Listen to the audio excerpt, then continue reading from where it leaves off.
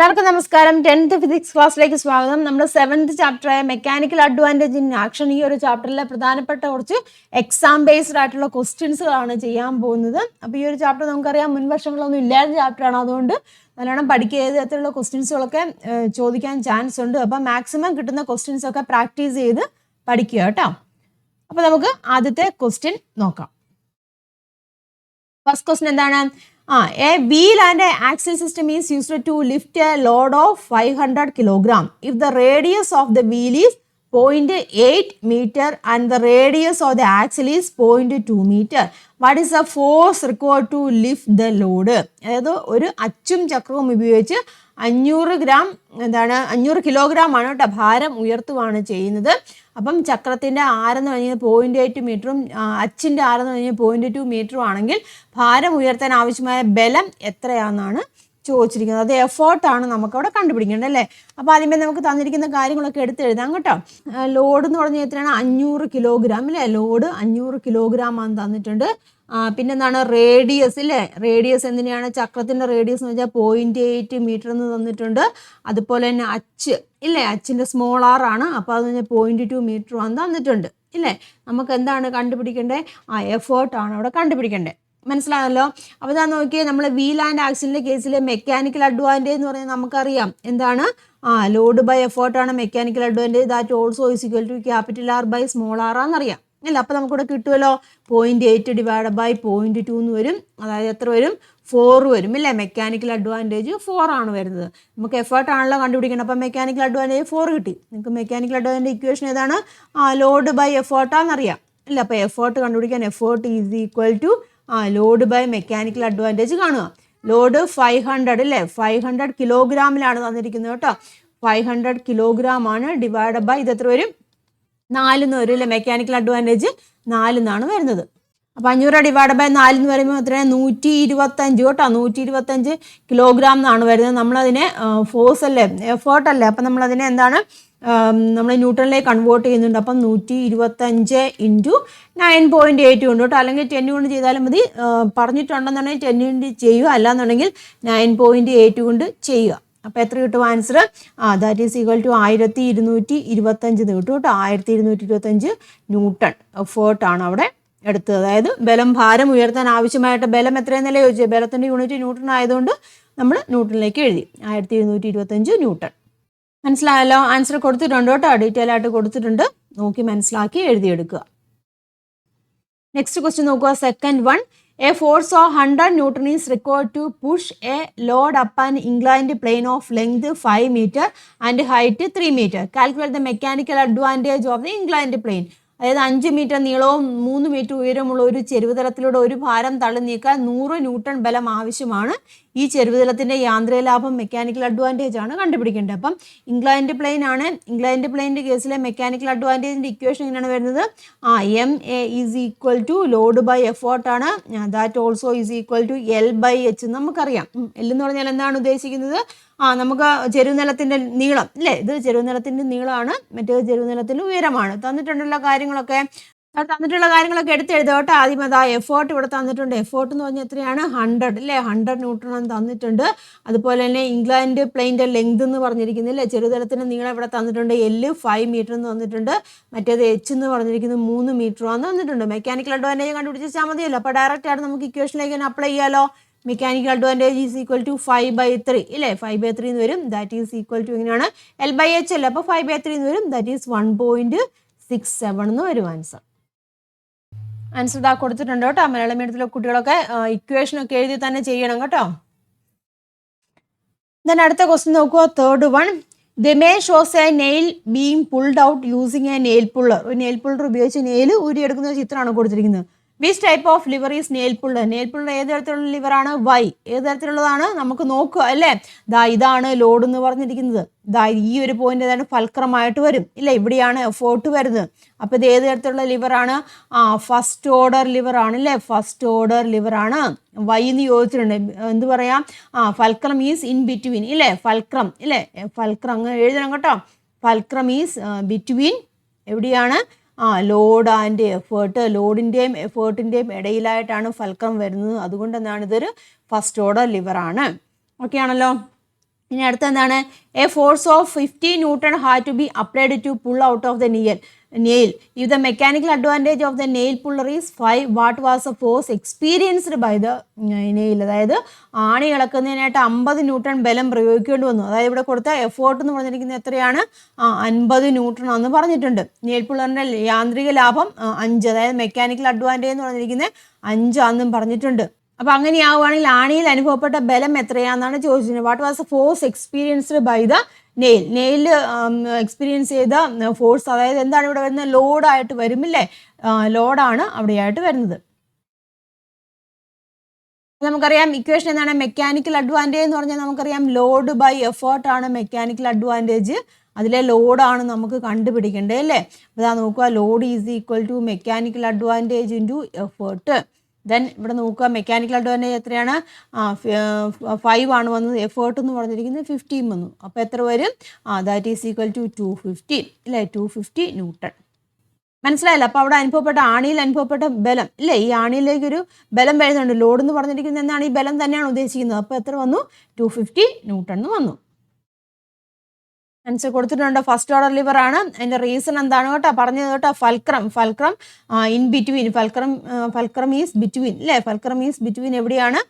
ലോഡിൻ്റെയും എഫേർട്ടിൻ്റെയും ഇടയിലായിട്ടാണ് വരുന്നതുകൊണ്ടാണ് അത് 1-ാം വർഗ ഉത്തോലകമായിട്ട് കണക്കാക്കുന്നത്. അതായത് ധാരം കേട്ടോ, പറയോട്ടോ, ധാരം. ഫൽക്രം എന്ന് വെച്ചാൽ ധാരം എവിടെയായിട്ട് വരും? ധാരം രോധത്തിനും യജ്ഞത്തിനും ഇടയിലായിട്ട് വരും കേട്ടോ. ധാരം രോധത്തിനും എഴുതണം കേട്ടോ. രോധത്തിനും യജ്ഞത്തിനും ഇടയിലായിട്ടാണ് വരുന്നത്. യജ്ഞത്തിനും ഇടയിൽ. അതുകൊണ്ടാണ് അത് ഫസ്റ്റ് ഓർഡർ ലിവർ ആയത്. പിന്നെ രോധമാണ് നമുക്കിവിടെ കണ്ടുപിടിക്കാൻ ചോദിച്ചിരിക്കുന്നത്. അത് ലോഡ് കണ്ടുപിടിക്കാൻ ചോദിച്ചിട്ടുണ്ട്. അത് നമ്മൾ കണ്ടുപിടിച്ചു. നെക്സ്റ്റ് ക്വസ്റ്റ്യൻ നോക്കാം. 4th one. A metal rod 1 meter long acts as a first order lever. An effort of 150 gram weight acting at one end balances a load of 350 gram weight at the other end. Find the length of the effort arm and the load arm. 1 metre നീളമുള്ള ഒരു ലോഹദണ്ഡ് 1-ാം വർഗ ഉത്തോലകമായി പ്രവർത്തിക്കുന്നു. ഒരറ്റത്ത് പ്രയോഗിക്കുന്ന 150 gram weight മറ്റേ അറ്റത്തുള്ള 350 gram ഭാരത്തെ സന്തുലനമാക്കുന്നു. യജ്ഞഭുജത്തിൻ്റെയും രോധഭുജത്തിൻ്റെയും നീളം കണക്കാക്കാനാണ് പറഞ്ഞിരിക്കുന്നത്. നമുക്കറിയാം ഇവിടെ എന്താണ് ഇത് പറഞ്ഞിട്ടുണ്ടല്ലേ? ഫസ്റ്റ് ഓർഡർ ലിവർ ആണെന്ന് പറഞ്ഞിട്ടുണ്ട്. അപ്പോൾ ഫസ്റ്റ് ഓർഡർ ലിവറിൻ്റെ കേസിൽ നമുക്കറിയാവുന്ന ഒരു കാര്യം എന്താണ്? ലോഡാമെന്ന് പറഞ്ഞിരിക്കുന്നു, എഫേർട്ടാമെന്ന് പറഞ്ഞിരിക്കുന്നു. എങ്ങനെയായിരിക്കും? തുല്യമാണെന്ന് നമുക്കറിയാം. ഫസ്റ്റ് ഓർഡർ ലിവറിൻ്റെ കേസിൽ ആ ഒരു കാര്യം മനസ്സിലാക്കിയിരിക്കുക. ഇവിടെ പിന്നെ എന്താണ് തന്നിരിക്കുന്നത്? ലെങ്ത് ഓഫ് ദി റോഡ് തന്നിട്ടുണ്ടല്ലേ? റോഡിൻ്റെ ലെങ്ത് 1 മീറ്റർ ആണെന്ന് പറഞ്ഞിട്ടുണ്ട്. പിന്നെന്താണ്? എഫേർട്ട് ഇവിടെ തന്നിട്ടുണ്ട്. എഫേർട്ട് എന്ന് പറഞ്ഞ കഴിഞ്ഞാൽ 150 ഗ്രാം വെയിറ്റ് ആണെന്ന് പറഞ്ഞിട്ടുണ്ട്. അതുപോലെ തന്നെ ലോഡ് എന്ന് പറഞ്ഞ കഴിഞ്ഞാൽ 350 ഇല്ലേ? 350 ഗ്രാം വെയിറ്റ് ആണെന്ന് പറഞ്ഞിട്ടുണ്ട്. മനസ്സിലാവുന്നല്ലോ? അപ്പം എഫേർട്ടാണ്. നിങ്ങൾക്ക് കാര്യം മനസ്സിലായല്ലോ? അതായത് നമുക്കിതാണ് റോഡ് എന്ന് പറഞ്ഞിരിക്കുന്നത്. ഇവിടെ എഫേർട്ട് ഉണ്ട്, ഇവിടെ എന്താണ്? ലോഡും ഉണ്ട് ഇല്ലേ? ഇവിടെയാണ് ലോഡ് എന്ന് പറഞ്ഞിരിക്കുന്നത്. ഇവിടെ 350 ആണെന്ന് പറഞ്ഞിട്ടുണ്ട്. ദെൻ എഫേർട്ട് എന്ന് പറഞ്ഞിരിക്കുന്നത് എത്രയാണ്? 150 ഇല്ലേ? 150 ഗ്രാം വെയിറ്റ് ആണെന്ന് പറഞ്ഞിട്ടുണ്ട്. ഓക്കെ ആണല്ലോ? അപ്പം ഇൻ ബിറ്റ്വീൻ ആയിട്ടാണ് നമുക്ക് എന്ത് വരുന്നത്? ഫൽക്രം വരുന്നത് ആണല്ലോ. അപ്പം ഇതും ഈ ലെങ്തും എങ്ങനെയായിരിക്കും? ഈക്വൽ ആയിരിക്കും അല്ല? അതായത് ലോഡാം ഈസ് ഈക്വൽ ടു എഫേർട്ടാം ആണെന്ന് നമുക്കറിയാം. ഓക്കെ ആണല്ലോ? അപ്പം നമുക്ക് ഇക്വേഷൻ എങ്ങനെ എഴുതാം? ബാലൻസിങ്, ഇതിൻ്റെ ഇക്വിലിബ്രിയം കണ്ടീഷൻ അല്ലെങ്കിൽ ബാലൻസിങ് കണ്ടീഷൻ നമുക്ക് എങ്ങനെ എഴുതാം? എഫേർട്ട് ഇൻറ്റു എഫേർട്ടാം ഇല്ലേ? ഓൺ ഇക്വിലിബ്രിയം കണ്ടീഷൻ അല്ലെങ്കിൽ ഓൺ ബാലൻസിങ് കണ്ടീഷൻ എഴുതാം കേട്ടോ. On balancing effort into effort arm is equal to എങ്ങനെയാണ്? ലോഡ് ഇൻറ്റു ലോഡാം നമുക്കറിയാം ഇല്ലേ? എഫേർട്ട് എന്ന് പറഞ്ഞിരിക്കുന്നത് എങ്ങനെയാണ്? എഫേർട്ട് ഇവിടെ തന്നിട്ടുണ്ട് 150 ആണ് തന്നിട്ടുണ്ട് അല്ലേ? എഫേർട്ടാ നമുക്ക് അറിഞ്ഞൂടാ, അതായത് ഈ ലെങ്ത് നമുക്ക് അറിഞ്ഞൂടാ. അപ്പോൾ അതിനെ ഞാൻ സപ്പോസ് എക്സ് ആക്കി എടുത്തു. ഓക്കെ ആണല്ലോ? എക്സ് ആക്കി എടുത്തു. That is equal to load നമുക്കറിയാം 350 ആണ്.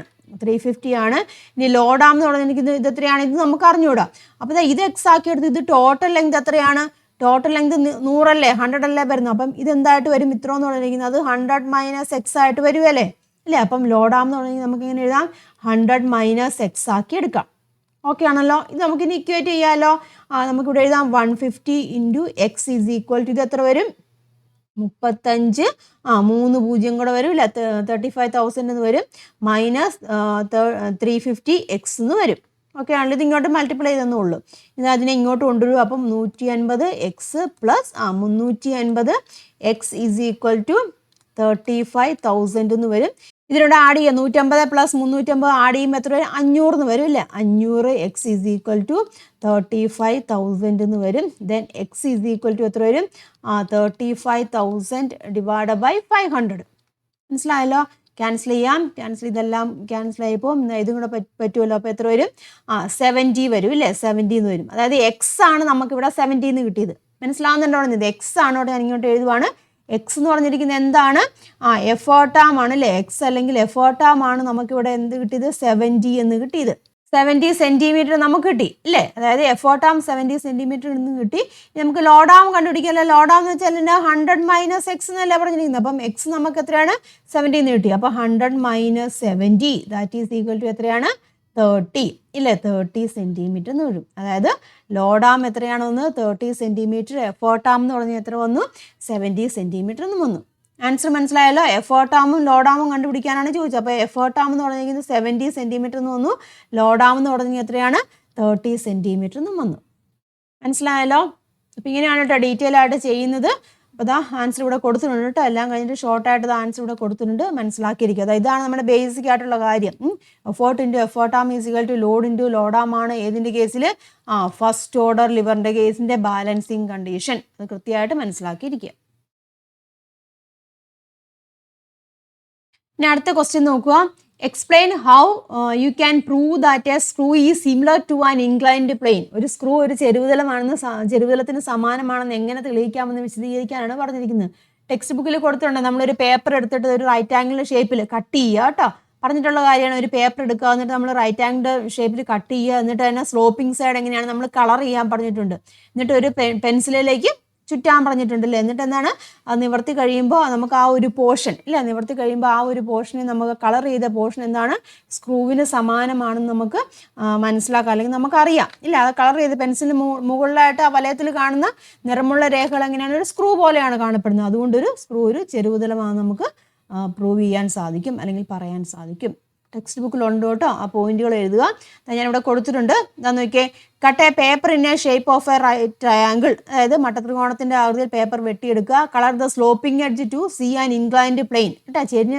അഗ്രം എങ്ങനെയാണ് നിറം നൽകാൻ പറഞ്ഞിട്ടുണ്ട് wind it over a round pencil and observe അതൊരു പെൻസിലിൽ ചുറ്റി നിരീക്ഷിക്കാൻ പറഞ്ഞിട്ടുണ്ട് അപ്പോൾ എന്ത് മനസ്സിലാക്കാൻ സാധിക്കും the coloured lines that appears as rings on the pencil looks like a screw. So a screw can be considered as an inclined plane. അതായത് പെൻസിലിന് ചുറ്റും വളയങ്ങൾ പോലെ കാണപ്പെടുന്ന നിറമുള്ള വരകൾ എങ്ങനെയാണ് ഒരു സ്ക്രൂവിനെ പോലെയാണ് ഇരിക്കുന്നത് അതിനാൽ സ്ക്രൂവിന് ഒരു ചെരുവുതലമായിട്ട് നമുക്ക് കണക്കാക്കാം മനസ്സിലായല്ലോ ടെക്സ്റ്റ് ബുക്കിലുള്ള അത് ഇതങ്ങ് എഴുതി വെച്ചാൽ ഇത്രയും പോയിന്റ് 4 പോയിന്റ് ആണ് 4 പോയിന്റ് അങ്ങ് എഴുതി വെച്ചാൽ മതി കേട്ടോ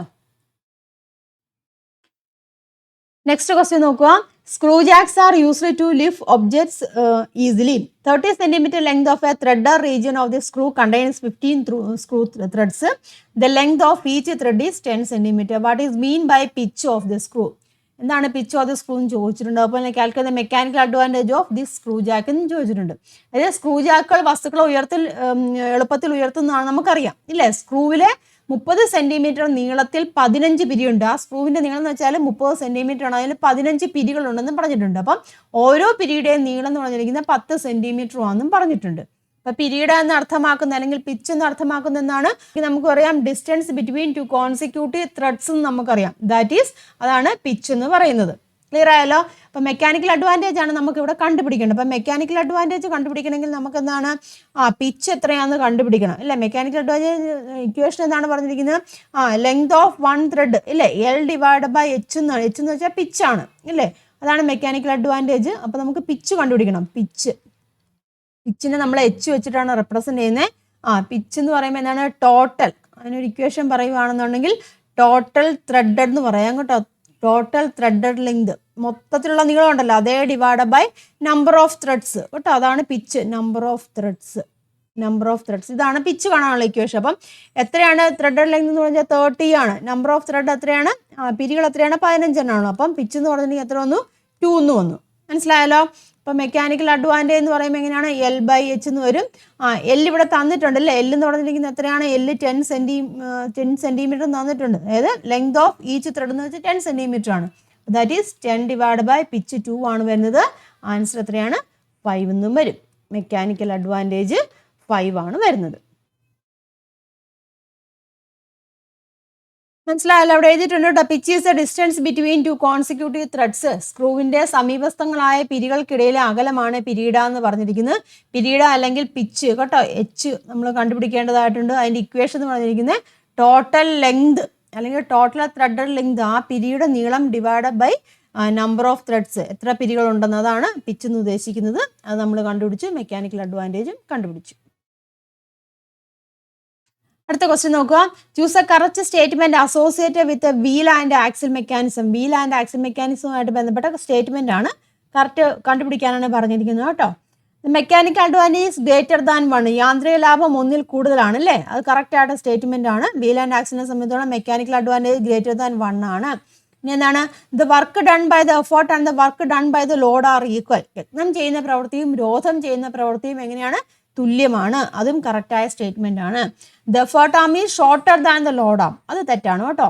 എഫോർട്ട് ആം എന്ന് പറഞ്ഞിരിക്കുന്നത് രോധപഥത്തേക്കാൾ ചെറുതെന്ന് പറയുന്നുണ്ട്, അത് തെറ്റായ സ്റ്റേറ്റ്മെന്റ് ആണ്. അടുത്ത എന്താണ്, the radius of the wheel is larger and the radius of the axle is smaller, അതും കറക്റ്റായ സ്റ്റേറ്റ്മെന്റ് ആണ്. അപ്പം 1, 2, 4 ആണ് കറക്റ്റ് കേട്ടോ. ഏതാണ് വരുന്നത്, 1, 2, 4, ഇതാ ബി ആണ് കേട്ടോ കറക്റ്റ് ആൻസർ. ബി ആണ് വരുന്നത്. ഒന്നാമത്തെയും രണ്ടാമത്തെയും നാലാമത്തെ ആൻസർ ആണ് കറക്റ്റ്. അടുത്ത ക്വസ്റ്റ്യൻ നോക്കുക. A 1200 kilogram weight load is lifted to the top of a 3-meter height building using a 9-meter long inclined plane. How much force is required to lift this load along the inclined plane? Prove that there is no gain in work in using the inclined plane during this process. അതായത് 9 metre നീളമുള്ള ഒരു ചെരുവുതലാണ്. അതിൻ്റെ നീളം എന്ന് പറയുന്നത് 9 metre ആണ്.